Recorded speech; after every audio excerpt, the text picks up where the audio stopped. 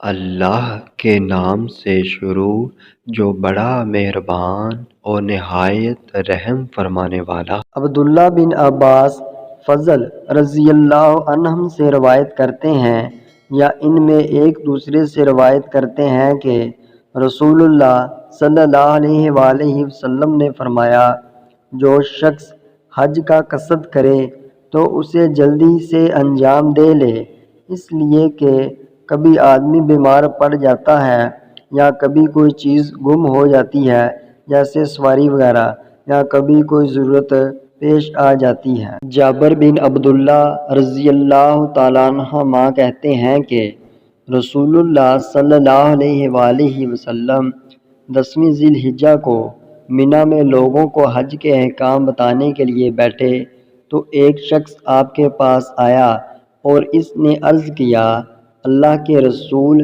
میں نے ذبح کرنے سے پہلے سر منڈوا لیا۔ آپ صلی اللہ علیہ وآلہ وسلم نے فرمایا، کوئی حرج نہیں۔ پھر دوسرا شخص آیا اور اس نے عرض کیا، اللہ کے رسول، میں نے کنکریاں مارنے سے پہلے قربانی کر لی۔ آپ صلی اللہ علیہ وآلہ وسلم نے فرمایا، کوئی حرج نہیں۔ آپ سے اس دن جس چیز کے بارے میں بھی پوچھا گیا جسے کسی چیز سے پہلے کر لیا گیا تو آپ صلی اللہ علیہ وآلہ وسلم نے یہی فرمایا، کوئی حرج نہیں۔